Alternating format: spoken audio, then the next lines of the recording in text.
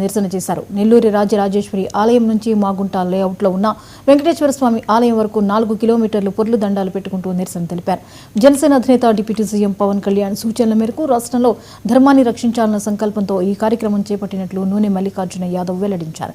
ఈవేళ ఉదయం ప్రారంభమైన పొర్లు దండాల కార్యక్రమం మధ్యాహ్నం వరకు కొనసాగనుంది. ఈ కార్యక్రమంలో జన సైనికులు, వీర మహిళలు పెద్ద ఎత్తున పాల్గొన్నారు.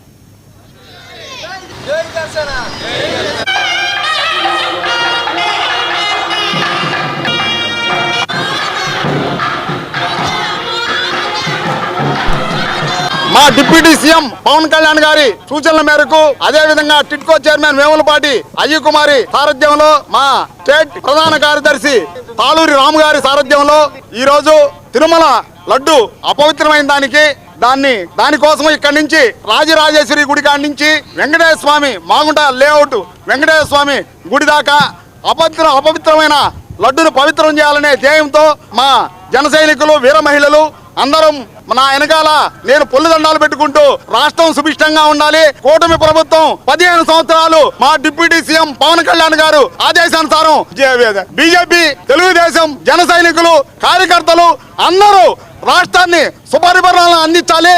మా డిప్యూటీ సీఎం పవన్ కళ్యాణ్ గారు చెప్పినట్టు ధర్మం రక్షిత రక్షిత, ధర్మాన్ని మనం కాపాడితే రాష్ట్రం సుభిష్టంగా ఉంటుంది, ప్రజలు సుభిష్టంగా ఉంటారు, దేశం సుభిష్టంగా ఉంటుంది.